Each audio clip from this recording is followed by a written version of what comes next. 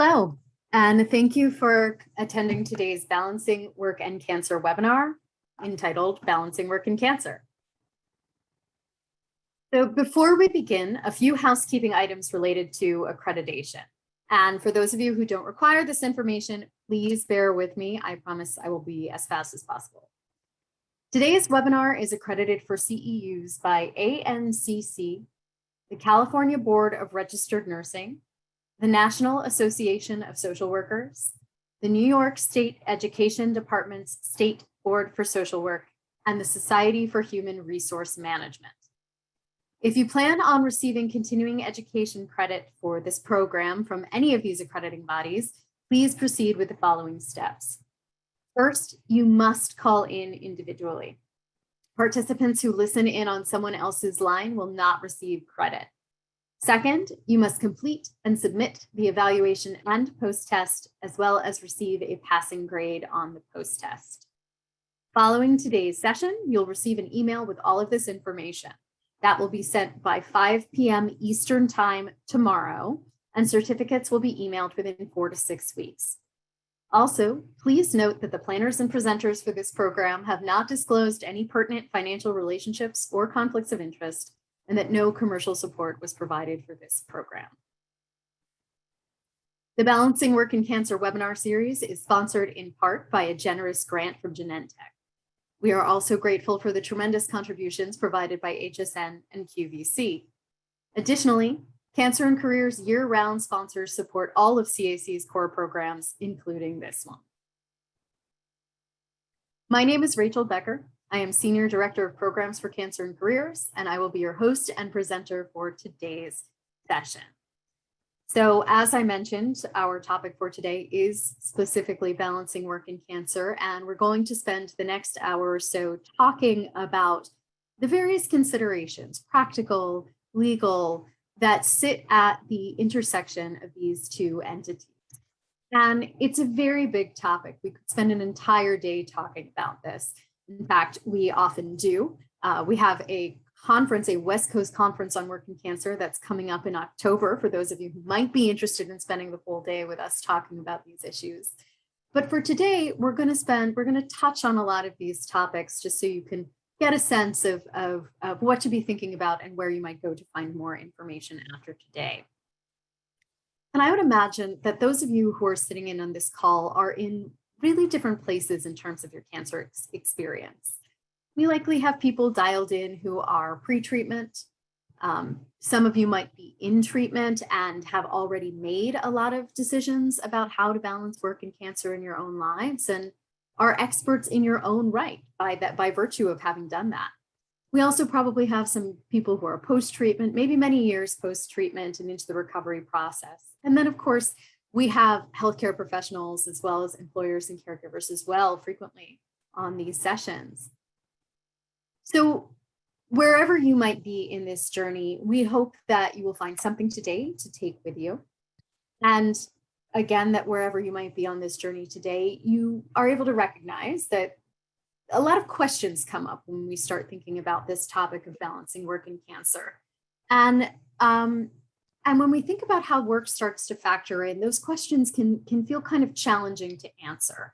Often things feel like they're in conflict with one another, there are competing priorities to consider, and it can be understandably overwhelming. So what we recommend in order to kind of get a hold of all of this is to take a step back and start to look at the big picture and think about how we can start to carve a path forward that's going to make the most sense for you as an individual in your specific circumstances. And to start this process, there are two overarching questions that are worth considering that can help to really start to pave that path. The first is, how important is work to you personally? And the second is, what information do you need to have maybe physically in front of you even in order to make good decisions about work? And this consideration might happen when you're newly diagnosed and trying to create that initial roadmap through a landscape. But these questions can also come up at various other points throughout the treatment experience and into the post-treatment experience as well, as different treatment progresses, as appointments are ongoing for monitoring. Your experience is going to dictate what feels realistic for you, what's comfortable for you, and what your preferences are. Now, when we think about the first stages of making these choices, there are other questions that come into view once we ask those first two initial questions about importance of information. The first is thinking about how treatment is going to affect work and schedule. Is it going to be necessary to take time off for surgery and treatment?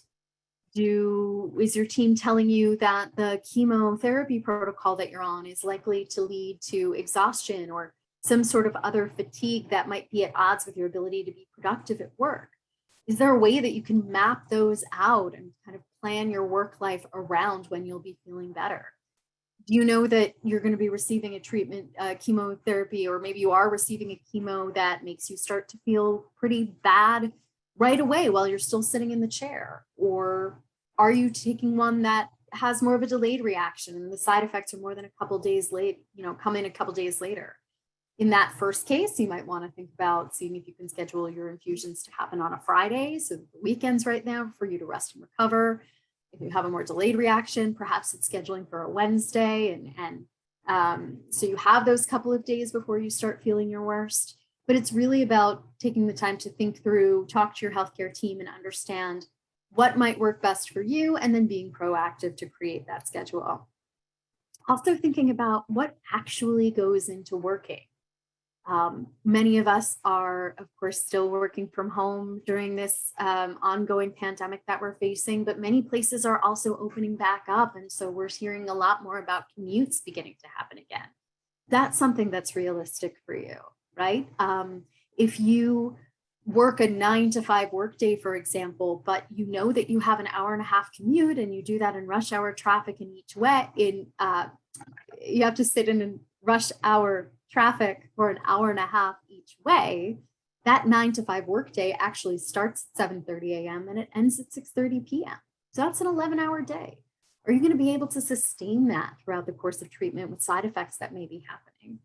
And of course, no person is only their diagnosis and their job. So what other responsibilities are there to take into consideration? Are there kids that need help with their homework? Are there aging parents that you're responsible for caring for? Is there a painting class that you've just started taking that's been really fortifying and helping you to feel more like yourself, that might work as a coping mechanism as you're going through all of this? How can you divide up your resources, your internal energy, and your time so that you are able to balance all of the things in life that you want to balance besides simply your job and your treatment?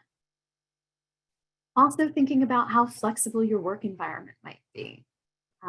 Thinking about whether telecommuting might be possible. Again, we're still in a period of time where a lot of us have learned a whole lot about what telecommuting means and how possible it is. But if you are in an in-person working environment, perhaps explore going back to a working remote environment for the sake of being able to manage your side effects during treatment, if that's right for you. We're going to talk more about this topic in a little bit when we get to the moment where we're discussing what it's like to work through treatment, but it's an important consideration. And then, of course, for many people, financial and insurance needs are also a very important consideration when they're thinking about whether or not to work during treatment. In fact, for many, financial and insurance needs are the key decision driver for them in deciding whether or not they're going to work during treatment. Of course, that's not true for everyone. For some people, it is important, but not the most important thing. And for some people, it's really not the critical component at all. For many people, particularly in this country, work is who they are. If you think about the experience of meeting a new person in your life, the first question that we typically ask is, what do you do? Right? And that's a particularly profound question if you stop to think about it. So if you've received a diagnosis and you're sitting there and your healthcare team is telling you that you might not be able to work or that your ability to work might be compromised in some way, and you feel pretty emotional about that and it feels kind of upsetting, you're not alone. A lot of people have that experience, that kind of piece of their identity impacted by their treatment. And so again, this is why it's important to talk to your healthcare team about what's going on and how you feel about this, not just what's practical, but what your emotions are, so that they can understand where you're coming from. And so that you can maybe get a social worker involved or caretakers, your personal family and friends who are jumping in to take care of you, so that you can come up with a plan for self-care as you're going through this process. Now, you'll remember I just mentioned gathering information as an important component as making a decision about whether or not to work during treatment. And this slide breaks down into 3 buckets, the types of information that you may want to collect. So we just spent some time talking about that first bucket. It is medical and treatment information. And it is really important to understand the timeline of the treatment options and what your healthcare team is recommending, and then really to get input from all of the members of your healthcare team and kind of weigh it together so that you can then make the decision that works best and feels right for you. The second bucket is workplace information, such as what paid leave you might have available, such as, sick days or vacation days, what insurance policies might have in place, as well as those pre-existing flexibility options like telecommuting or shifting around your schedule. Again, we'll talk more about those.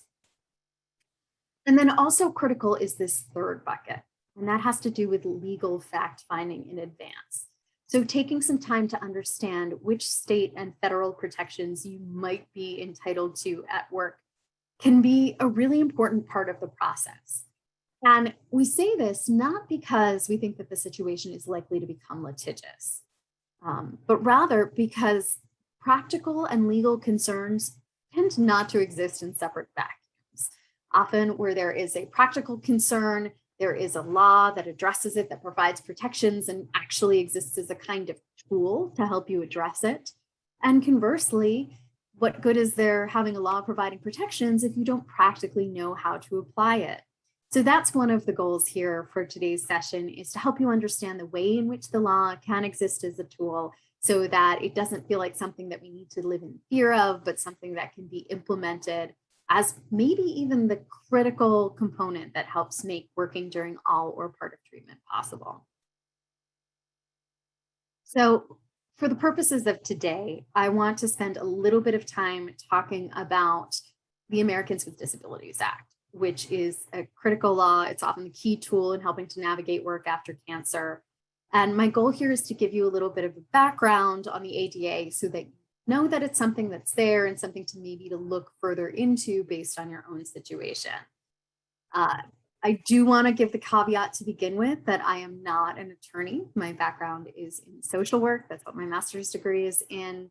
And so I have a general understanding of the law and I can answer some questions about it, but when we get to the Q&A period, I may not be able to answer all of your hardball legal questions. And if you do have questions about how the law might be applied specifically in your situation, it's really critical to find a legal expert, whether that's an attorney or a nonprofit somewhere that specializes in this kind of thing, that can help you really understand the ins and outs of the law. But back to the ADA. So to start with, the ADA is a federal law, meaning that it applies in all 50 states. And the part that is relevant to work in cancer comes from Title I.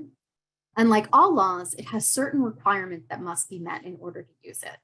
So in broad strokes, those requirements are, first, that your employer must have a minimum of 15 employees for the law to apply to them. Second is that you personally must have the necessary skills, certifications, and qualifications to do the job in which you're working. And the third is that your disability must meet the criteria that have been identified by the ADA as meeting the definition of having a disability. And if you have all of these requirements, the ADA provides protections from discrimination, and it may also provide access to reasonable accommodations. And we're going to spend more time talking about those very shortly. And so again, this is just a quick overview so that you know what the ADA is, you know that it's something to consider. And I do also want to mention quickly before we move on here that you may be further protected by state fair employment laws in your specific state. So basically, every state in the US has a specific set of employment laws that they've created for that state. And in some cases, they expand on those protections. For example, often the state fair employment laws will drop down the number of employees that an employer is required to have. For example, I know that in Illinois, the requirement is only one. So if you work at an organization that has one employee, you're protected by the state fair employment laws. So the point there is to make sure that you're taking a look and understanding what the state fair employment laws are as well, if you are considering legal protections and how they might benefit you. Okay. Now, before we actually start thinking about the workplace specifically and what it's like to exist in the workplace while we're balancing a cancer diagnosis, I want to take some time to talk about the online space.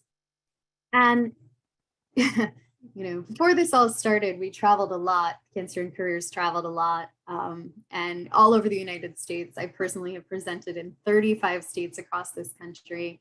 And of course, our virtual programs reach patients and survivors in all 50 states.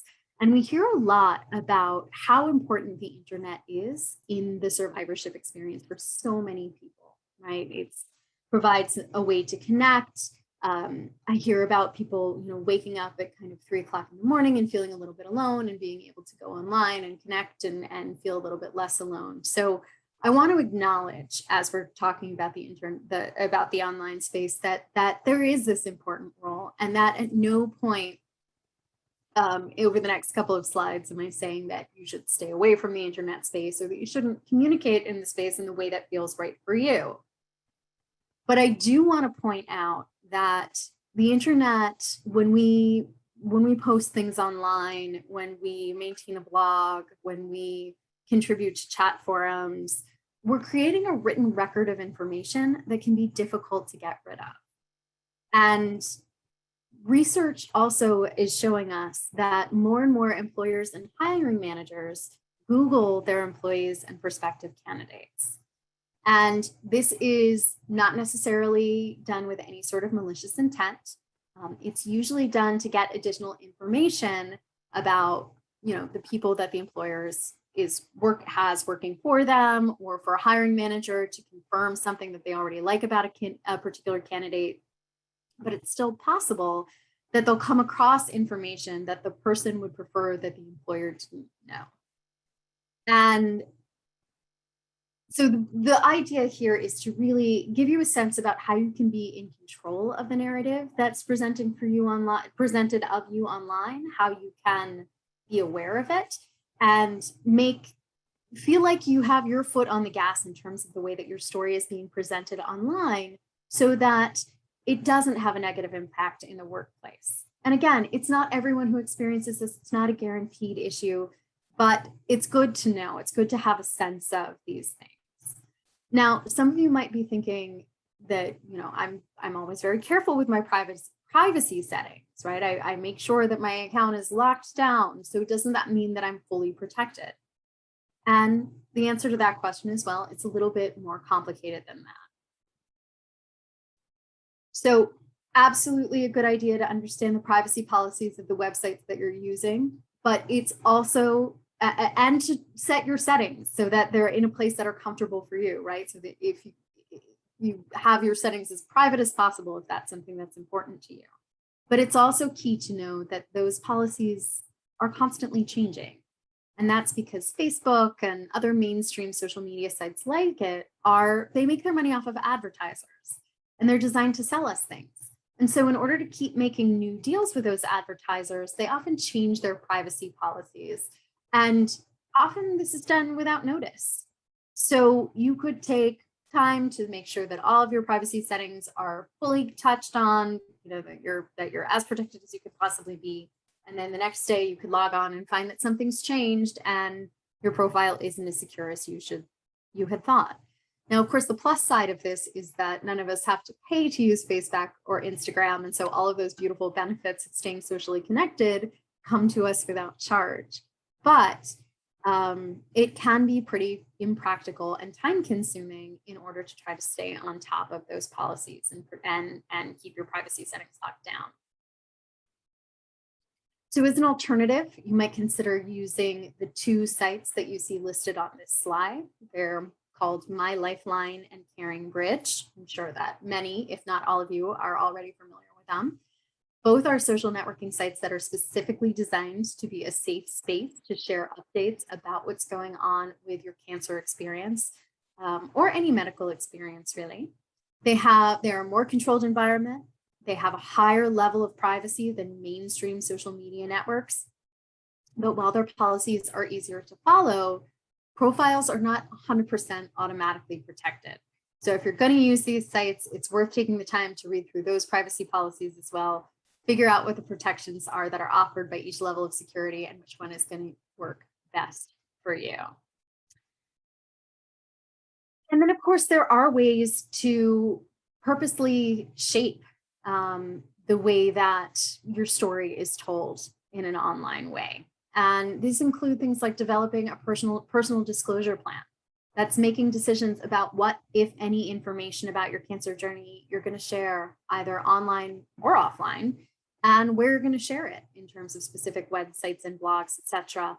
And then, of course, once you've made those decisions, you're going to want to communicate those out to the people around you. I can't tell you how many times we've heard stories from people about their very loving, very well-meaning siblings or cousins or parents who are trying to be cheerleaders, and their version of doing this involves posting online about the patient's experience, with what they're going through. And that patient themselves, that survivor themselves, did not want that information to be made public and online. So making sure that everyone around you knows what to post and what not to post as well. And I'm sure that there may be some of you as well who are thinking, well, I have a job I love. I've been here for years. My supervisor is being super supportive, and I really don't have any concerns about them knowing what my circumstance is. And if that is true for you, I think that's wonderful. But I would encourage you to think about the fact that none of us really know what's going to happen in the future. And so it's entirely possible that your really understanding and super supportive supervisor is going to find another position and be replaced by a manager who is less understanding and doesn't really understand what it means to have cancer and that you can still be a productive member of a team. You also might find yourself unexpectedly looking for work at some point, 5 years from now, 10 years from now, and not want to have that information posted online. So again, it's just really about, thinking through some of these decisions and so that you can really feel in control of the way that your story is being told. There are also plenty of options to, take control of what comes up about you in a search. Strategically posting on sites like LinkedIn and Instagram and Twitter. These will come up in early search results with your name. And so they will provide something for hiring managers to click on besides whatever information might be out there that you would prefer that they didn't see, like say a newspaper interview, etc. Setting up a professional web page or blog similarly, and then also deleting old posts that no longer represent your interests. They might still exist somewhere in cyberspace, but they become harder to find.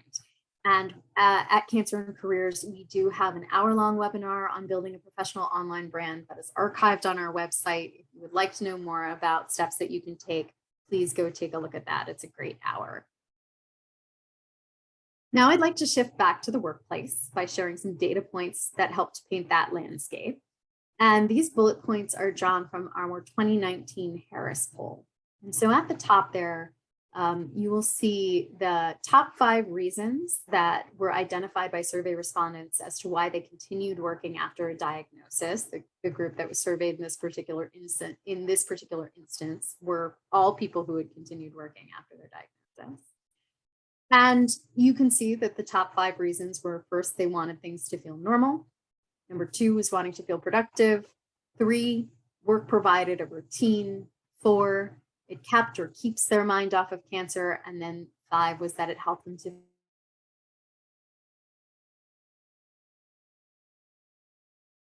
And what's really significant to me about these findings, and perhaps jumps out to you as well, is that health insurance and finances are not included in this top 5. They were options, they were on the list, they got chosen, but they didn't make it into the top 5. And so that really supports the point that I was making earlier, that for so many people, continuing to work is because it's continuing to be part of who we are. We also found that 75% of surveyed patients and survivors felt that working during treatment helps or helped them to cope. And then 74% of surveyed patients and survivors said that work aided in their treatment and recovery. Now, this question is one of the most common that we're asked at Cancer and Careers, and that is, do I have to share the news of my diagnosis at work? Now, when it comes to disclosing at work, like the rest of decisions around sharing the news, it's very, very personal, and it's one that should require some thought, but it's also important to know that it's typically not an all or nothing scenario. But just so we are on the same page, generally speaking, you're not required to provide information about your health or your health history to either a current employer or to a prospective employer, nor can they ask. And that's generally speaking. There are some situations where you might need to share some information in order to access your rights under the law. But even if that's the case, it doesn't mean you have to share every single last minute detail about your diagnosis or your prognosis. It just means you might have to provide some support for why you're eligible to ask for what you're asking for. So as you're thinking about whether or not to share, it's important to consider all of those angles. And to remember that you can always say more later, but once something's been shared, it's like trying to get toothpaste back in the tube. It's pretty challenging to do. Now, when we're thinking through how to make a disclosure at work, there are 2 major things to consider overall. The first, how is treatment going to interfere with your ability to perform your job duties? And then the second, what legal benefits are there to telling? Might you access reasonable accommodations, protections under the laws we just discussed? We're going to talk more about those soon. But it's also important, there are other considerations that you might want to think through when you're deciding whether or not or how to share. So consider your work environment. Do you work, is your company culture one that feels safe and flexible, right? Is it a place where people show up on Mondays and stand around the water cooler and show pictures of their grandkids and talk about what they did with their weekend, and it kind of feels like a family? Or are you working in an environment that's more formal and buttoned up and competitive? A lot of financial institutions or corporate settings are often this way. That could influence whether you decide to share, how much information you decide to share. So important to spend some time thinking that through. Also considering what your performance has been like up to this point, right? Do you have a great track record, or do you have a poor performance reviews that you're kind of trying to fight against? If you have poor performance reviews, for some people, that's a reason to explain that, this is what they're going through. They're going through treatment, that it's causing them to have fatigue, because that provides some context as to why maybe a work performance that had been improving for a while is now no longer improving. It answers questions so that your employer isn't answering those questions by themselves, and perhaps coming to unflattering conclusions. Thinking about how others might have been treated in similar situations pertaining to their health or the health of their family members, that can help you think about, that can be very informative when you consider the way that a disclosure conversation might go. So for example, maybe you don't know of anyone who went through a cancer experience, but you do know that you had a colleague who went out on maternity leave. What was that like? Were they fully supportive and everybody was right on board and willing to pitch in extra if needed and help out in whatever way possible? Or was there grumbling behind their back? That can inform how you shape the message, how you deliver the message. And of course, your own personality should come into play as well here, because everyone reacts differently to the news of a cancer diagnosis. Neither of them are good or right or better than anything else. None of them are wrong. But knowing how you feel about communicating this information, right? Some people are sharers. Some people are just not going to feel like themselves if they're not telling their colleagues what is going on with them. Some people are distinctively not sharers, and even if they are in a very sharey workplace, that is not how they operate and how they roll. And medical information is often something that people feel very protective about, specifically in a way that's different from the way that they share other information about their lives. So what is it for you? How's that going to factor in? From there, if you have decided to tell, the next challenge is thinking about who to tell. For many people, that is going to be their direct supervisor. That is someone with whom they already have a direct open line of communication, somebody that they feel the most comfortable talking to. For others, it may be their HR department, maybe because they're not as comfortable with their supervisor, or possibly because there's a policy in place that says that you have to go to HR first with something like this. So understanding what that handbook says about the requirements is important. And then, of course, taking into consideration the fact that you may have to have more than one conversation. So prepare yourself in case that is the way that things go, right? You may tell your supervisor and your supervisor says go to HR, or vice versa, etc. And then finally, if you decide that you do want to share with your coworkers, the best approach there is to let them know what to expect. Any plans for work coverage if you're going to be away. It really can help you feel more in control to head off some questions rather than be caught by them unexpectedly. But whoever you're speaking with, it's important to prepare for the conversation beforehand so that you hit all of the important points that you want to make. And then also work in the idea that treatment is fluid. And that what you know at the moment in time that you are talking about your treatment and what it's likely to entail or what it's already entailing, that's what's true today. But as I'm sure many of us on this call can relate to, things change. Treatment progresses, side effects can snowball, and there's no way to really know how that's all going to go until we're living through it and seeing what's happening. So communicating the idea that it's fluid, that what you are sharing today is what it's true today, and that you intend to continue having the conversation, continuing to communicate the reality of the circumstances as they unfold. With that said, the idea of simply getting the ball rolling in terms of a conversation at work is one that can be intimidating for a lot of people. It's completely understandable. So on this slide, we provided a couple of examples of how you might start that conversation. But overall, as you're preparing to start these talks, you want to weave in the idea that you are eager to collaborate with your employer to create a plan that ensures both your needs and their needs are being met. And at Cancer and Careers, we've also created a publication that we call our Manager's Kit. That the link at the bottom of the screen goes to our website where you can download that as a PDF for free. And that is designed for you to actually bring into your employer, to hand them a copy of it and say, let's figure this out together. And I found this awesome publication that lists some of the considerations for employers to be thinking through when they're supervising someone who has cancer.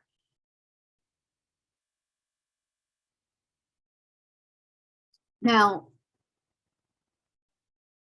when we think about side effects at work, it's critical to prepare yourself for potential side effects for a variety of reasons. Clearly, anything that's going to impact your comfort level is something that you want to make sure that you're addressing so that you can stay as productive as possible while you're working.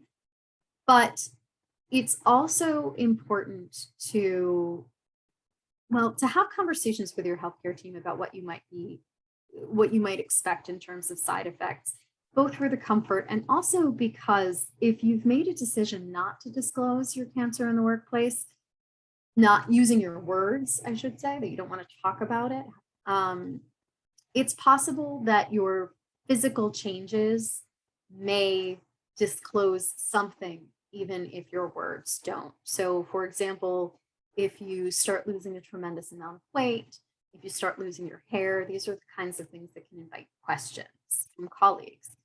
And usually coworkers are coming with these questions because they're concerned, they care, they want to find out what's going on. But if you're not prepared to answer those questions, you might find yourself accidentally disclosing what's going on with your health, even if you hadn't intended to beforehand. So we're going to talk about preparing responses to questions shortly, but I did want to float that this is an important piece of the disclosure planning process, is thinking about how your side effects may disclose for you.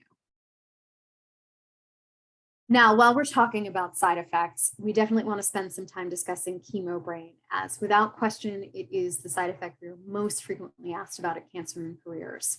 And when it comes to thinking about how to manage chemo brain on the job, it's important to consider that really there are no magic bullet solutions. It's really about going back to basics, addressing your individual symptoms, because every chemo brain is not the same for everybody, and to just take things one step at a time. So some suggestions that we have, we encourage you to forget about multitasking. We live in this culture where there are so many distractions that pop up and pull our attention from one place to the next. And there's this sort of myth perpetuating that we're good at multitasking because we can look at our phone and we can do this and we can do that, the other thing all at the same time. But the reality is that the human brain is really not so very much designed for multitasking. And so really turning off distracting notifications, focusing on one thing at a time, and knowing that that is true, that is the best practice for the majority of people, regardless of what their age is or what their health circumstances are, etc. Second suggestion is to write down a list of priorities so that you know what you're doing and when. You're not relying on your memory to keep track of what the priorities for your time are. Schedule meetings with yourself. If you work in an environment that you're on a computer and there's a shared calendar kind of setting, we have a lot of people that we work with who will set meetings on the calendar with themselves, and then let their colleagues know from 1 p.m. to 3 p.m. I'm going to turn off my email. I'm going to not answer my phone, and I'm going to focus on this particular project. But then 3 p.m. I'm back online. I'm back in the game and answering questions and there for any discussions that might need to happen. Takes away the pressure to respond. Writing everything down is a great idea. It helps you to have a written record. It's also the act of writing itself, actually holding a pen in your hands and putting it to paper and writing things down can help you remember. There have been a lot of studies that have demonstrated this. We also recommend rehearsing presentations, project updates, phone calls, any sort of spoken piece of text that you may need to work through as part of your day. Practicing in advance can be helpful. And then, of course, managing your stress, because stress in and of itself, anxiety, can often impede our ability to focus. And so building small breaks into your day, or maybe that means getting outside and walking around a little bit. Maybe it means spending 2 minutes watching a YouTube video of a waterfall or ocean waves coming in, something that's just going to help reset your brain, right? A little can go a long way in terms of refocusing. It's also helpful to think about how communications with supervisors and coworkers can help to navigate through these moments. So asking for written priorities and creating a plan, right? We talked about creating a written list of priorities and actually doing that and then chatting through it with your supervisor so that everybody's on the same page. That can go a long way in helping to reduce that stress and making sure that you feel organized for your day. Also, identifying a point person maybe who can answer questions about your health and how you're feeling, so that if you're coming back after 3 or 4 weeks away, you're not having to spend a lot of time, catching people up on how you're feeling and things of that nature. And then also knowing your limits and setting boundaries and knowing how to say no, right? Because often we're asked to take on extra projects that fall outside of our day-to-day requirements of our job. And it is completely reasonable and it is completely okay to say, no, I have a lot going on right now. It doesn't necessarily mean you have to say, well, I'm going through cancer and I don't have the energy. People say taking on extra projects in professional environments for all sorts of reasons. And we have two examples of how to execute the professional no on this slide. We also have a webinar on communicating effectively that is coming up later this year. It is going to be entirely focused on communication skills in the workplace. So if you are interested in learning more about that, spending a full hour diving into it, I encourage you to sign up for that webinar. So now we've gotten to the moment where we're going to discuss reasonable accommodations as promised. And reasonable accommodations, you'll remember, they're one of the protections that you may be entitled to under the ADA if you qualify for protections under the ADA. And reasonable accommodations are modifications to your job, your schedule, or the environment that you work in that make it possible for you to perform your essential duties. And they may also be available during the job search process.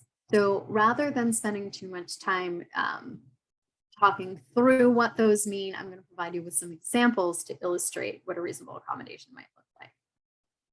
So our first example is Ceu. Ceu is a hospital social worker, and she is somebody who loved her job. She loved working, and for her, being on her job very much helped her to feel like herself during treatment. However, she noticed that when she was at work, she would experience really, really severe, debilitating nausea. Now, obviously, that's not a terribly unusual side effect for someone who's going through chemotherapy. But what was odd for Ceu was that she was not experiencing that same debilitating level of nausea when she was at home on the weekends. And she was also not experiencing it in the evenings either. And so, we had a couple of conversations with her. We asked her a bunch of questions. And what we ultimately discovered was that Ceu's office was right next to the cafeteria. And so the smells of the cooking food were wafting in all day, and that was making her feel nauseated. So for her, a reasonable accommodation was to switch offices with someone so that she could be further away from the cafeteria and she did not have to deal with those smells. And that, in fact, did help to lessen the nausea that she was experiencing. Frank was somebody who worked in a large corporate environment. He had a job working with a financial team where he was printing out a lot of papers. And for whatever reason, the person who had designed this environment had connected his computer to a printer that was 2 floors down from where his desk was. And so whenever he printed a document, he would have to climb down 2 sets of stairs, and then he would have to go back up 2 sets of stairs. And so for him, the reasonable accommodation was for the company to purchase a printer that could sit near his workstation so that he did not have to be walking around all the time. And that helped him with managing his fatigue during the workday. So as you can see, there's no one size fits all reasonable accommodation. It's really about looking at the specific circumstances and the specific requirements of the job and the side effects, and thinking about a practical, reasonable solution that's going to work in that unique scenario. And then on this slide, we have identified a number of questions that you can ask yourself in order to identify other potential reasonable accommodations. Could you shift around your hours and your schedule? So maybe, if you know that you feel better and can be more productive in the morning, maybe instead of working 9 to 5, you work 7 to 3. Maybe you take more breaks throughout the day, or, somebody who's an usher in a movie theater might perhaps request a stool so that they can sit and take tickets and tear tickets in order to, not be standing all day. Again, it's really about running through the specifics of what's going to work for you. And also important to know that in most cases, reasonable accommodations cost an employer $500 or less. And the or less is really the key part there, because many of them come at no cost, right? Switching an office has no cost associated with it. So there are ways to come up with these solutions that are not taxing for your employer. Now, when we think about returning to an existing job, this can present challenges, whether you've been away for a couple of weeks, a couple of months, or longer. And there are pros and cons to returning to a former job. Probably the biggest pro is that it's a familiar landscape, the culture and the quirks, your colleagues, the responsibilities associated with your particular role. And all of these things can mean that you won't have to spend a lot of time assessing and acclimating to a new work environment. Of course, there are also cons associated with returning to a previous job. And there's the very sneaky and sometimes insidious before cancer picture.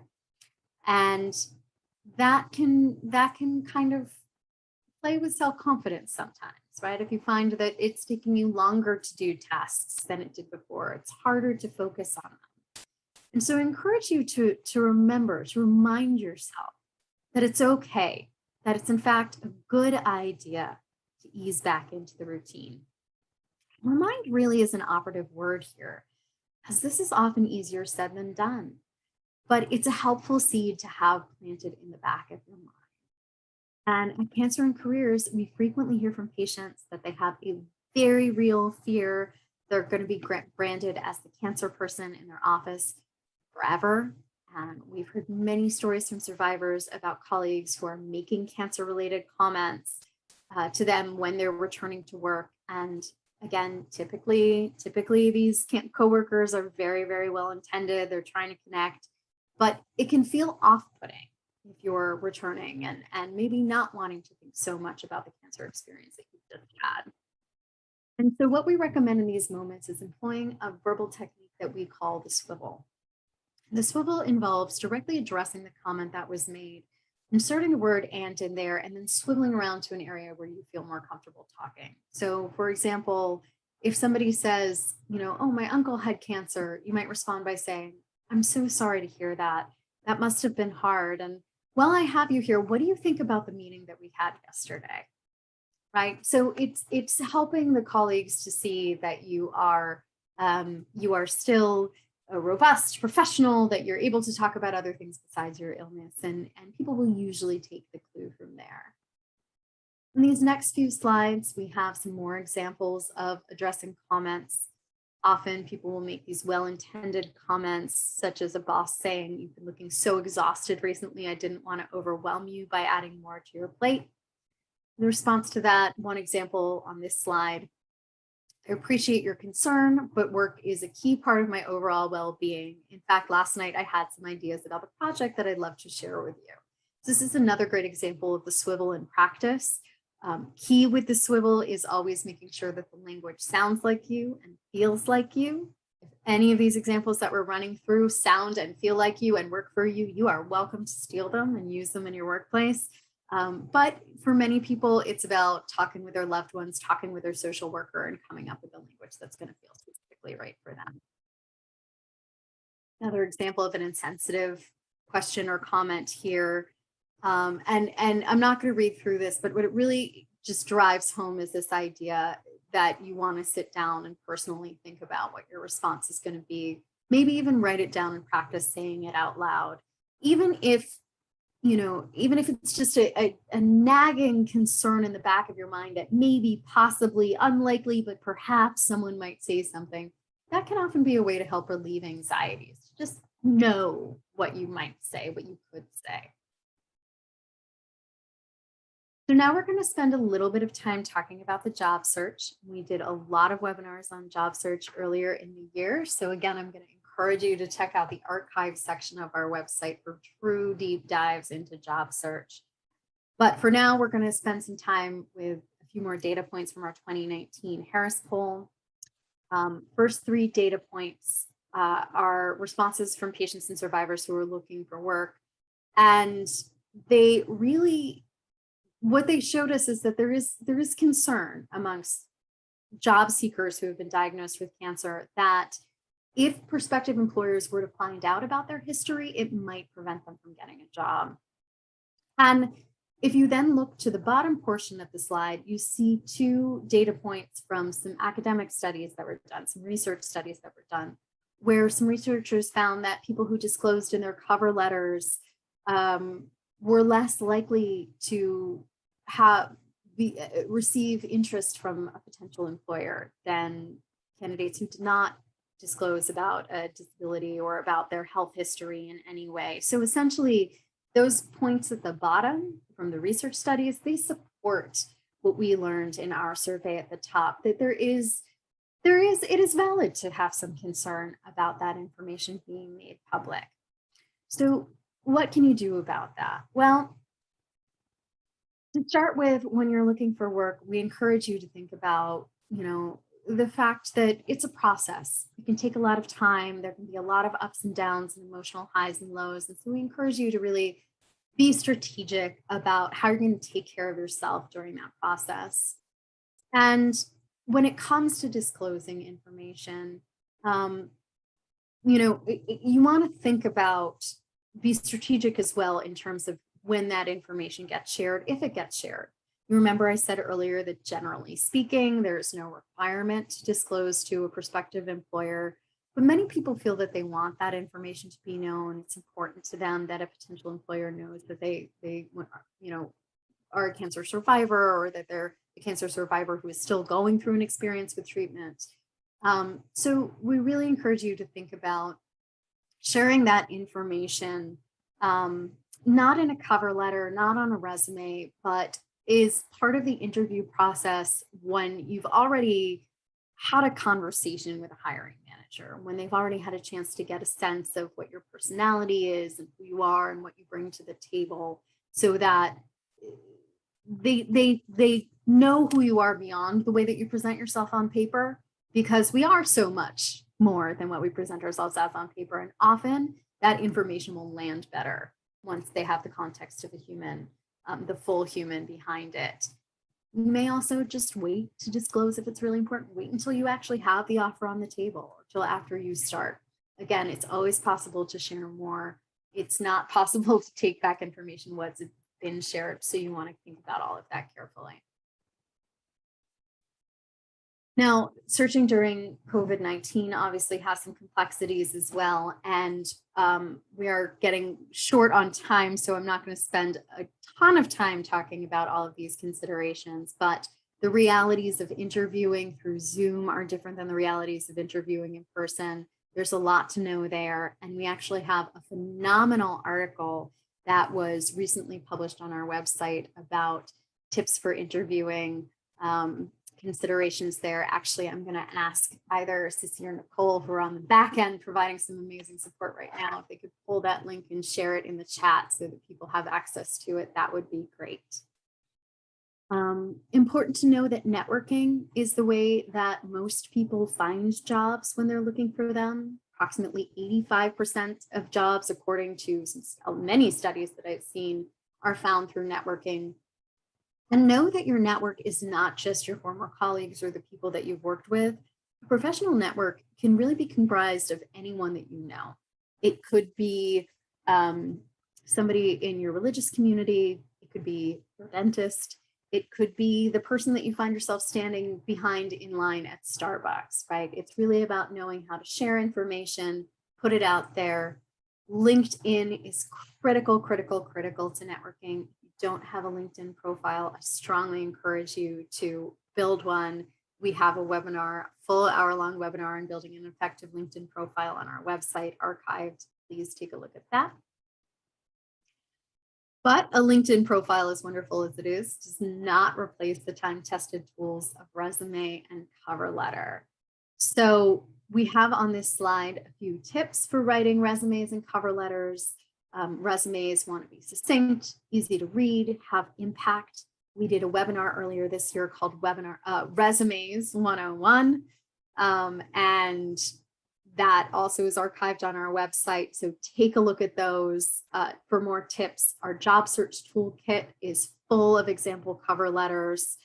So I encourage you to download that, order a copy of that to be sent, a hard copy of that to be sent to you, so that you can take a look at some examples there. But know generally that a cover letter should not be simply a regurgitation of your resume. It's rather an opportunity to draw parallels and highlight experiences that maybe aren't included in your resume. so that you can draw the connections and show a little bit more of the dynamic flavor of who you are. And we've already talked a little bit about this disclosure piece. Should you disclose on a resume, in your cover letter, during an interview? So this reminder that it is up to you. We always want you to feel comfortable and good about the decisions that you're making in terms of sharing information or not sharing information during a job search. But we do have these studies that show that people who disclose on resumes and cover letters may run into some sticky situations. So an interview might be a better time. And then, of course, the swivel can be a wonderful tool to use during the interview process as well. Should you be asked about a gap on a resume, keep in mind that you don't have to necessarily say, well, I was going through cancer treatment and so I took time off to deal with my cancer. You could say, I was dealing with a family issue that is now resolved, and I'm thrilled to discuss how my management skills can build the team and grow your business.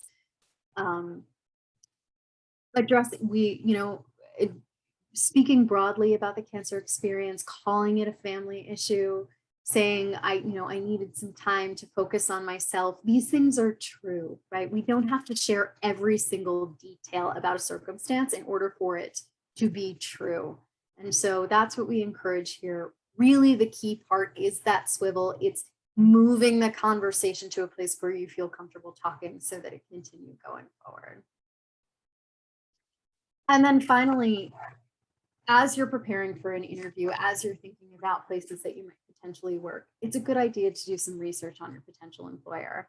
And this is because obviously you do want to be prepared to talk about why you're interested in the job and why you think you might be a good fit for the company. But it's also, it can also be really useful to Google employers, to research them a little bit, to have an understanding of who that organization is as an entity. Do they have a history of discrimination lawsuits? If so, and discrimination is something you're concerned about, maybe you don't want to accept an offer from them. Maybe you want to have a sense of whether or not they have enough employees for you to qualify for ADA protections or for FMLA protections. So this is all the kind of information that is available online. Glassdoor.com is a wonderful resource for getting a sense of what people who work at companies have to say about the experience of working for that employer. So don't be afraid to do a little digging, because at the end of the day, when we do make the choice to work for a new employer, it's important to remember that nobody makes a hire with the intention of watching that person fail at their new job. Employers want their new employees to exceed. And so finding an environment that's going to be able to best support you, and then also knowing that you can ask for help, for support, get feedback and integrate that feedback. And really it's a wonderful way to start making a good first impression, to hit the ground in a way that is sustainably productive and positive. Don't go for 80 hours a week right out of the gate. Go for quality work, building quality relationships, and believing in yourself, and knowing that your employer wouldn't have hired you if they didn't believe in you too. So that brings us to the end of our content. No, we're at 7 o'clock, but I can certainly stay on for a little while longer if people have questions. I'm happy to answer them. This slide lists our upcoming events, a couple of webinars coming up. I mentioned our West Coast Conference on Work and Cancer. We've listed here some job search resources for those of you who are searching for work, as well as some financial resources for people who may be feeling the impact of the lack of work, and additional resources with legal information as well. My contact information is there. As I mentioned, I'm happy to stay on and answer a few questions if people have the time to stay on with me. But feel free to shoot over an email to us after today's event. This is just the beginning of a conversation. And I am going to put our CEU requirements back up on the screen for those of you who need them. And while you take a look at those, I'm also going to open the Q&A box and see what we have in terms of questions. Okay. So let's see. Just scrolling through here, it looks like we have a few. Nicole, if you saw any that look particularly good that you want to point out to me, That would be great.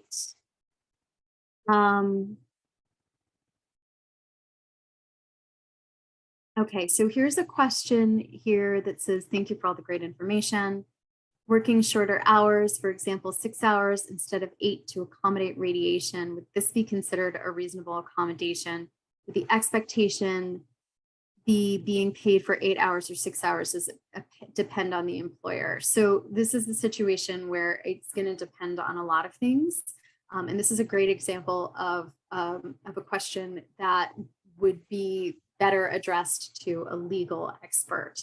You definitely want to go to your employer, and it's always great if you are wanting a reasonable accommodation, whether it's scheduling or whether it's something else, to go to them with some suggestions and some thoughts, so that it doesn't feel like you're coming to the employer with a request and also asking them to come up with solutions. Having those solutions in hand is always a good move. But they, first of all, keep in mind that they might say no. It might not work for them, even if they do have a suggestion. Even if you do come to them with a suggestion, that there may have to be some sort of conversation that happens before you come to an agreement. And it is going to depend on the employer. And then I think it's also important to keep in mind that an employer might make an accommodation, even if it's not formally a reasonable accommodation under the Americans with Disabilities Act. You know, so that we hear stories all the time about people who are looking for a little bit of time back in their schedule, or maybe looking for an ergonomic mouse or an ergonomic keyboard to help them with their neuropathy or whatever it might be. And the employer just does it for them, not necessarily as a reasonable accommodation under the law, but because employers want to keep their good employees happy and make sure that they continue working with them. So even if you know that you're not entitled to protections under the ADA, or if an attorney says you're not, it's always worth asking, because the worst thing they're going to say is no.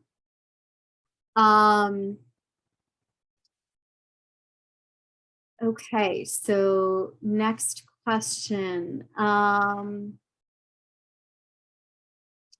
Can you discuss reasonable accommodations for chemo brain for high functioning jobs? I am a program coordinator, tons of balls in the air, constant detail work.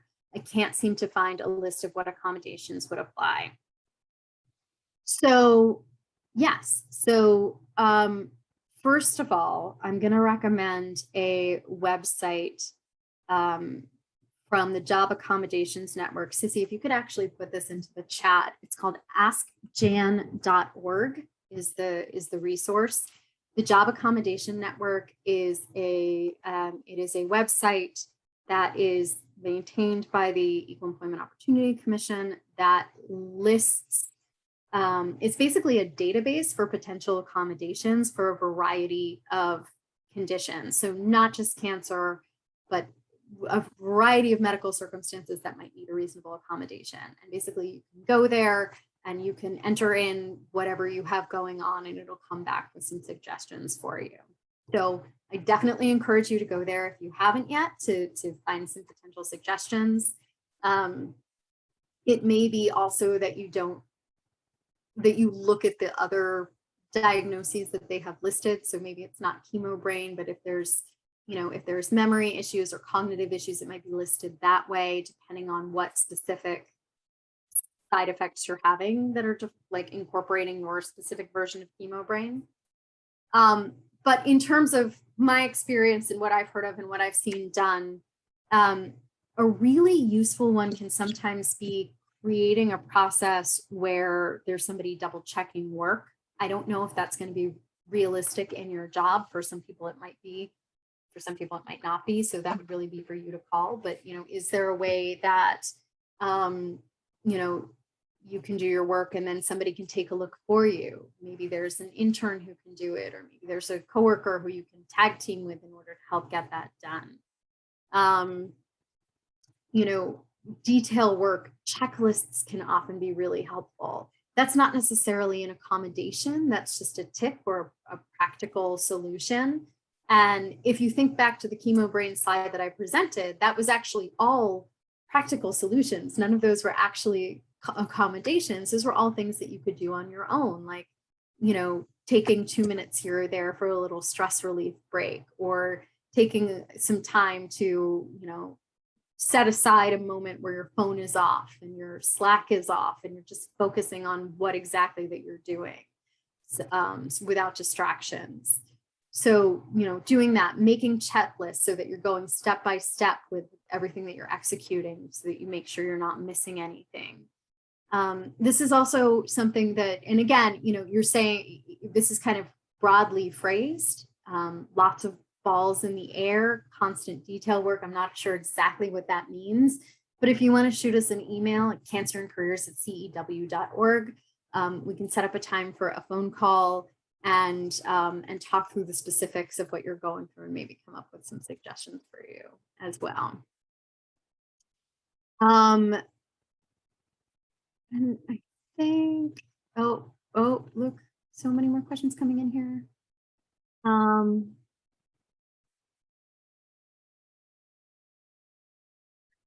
Somebody has just jumped in to say, pointing out that I use job accommodation network lists and categorizes accommodations by ailment, social environment, learning accommodations, etc. So that's a better description of the Jan website than I just gave.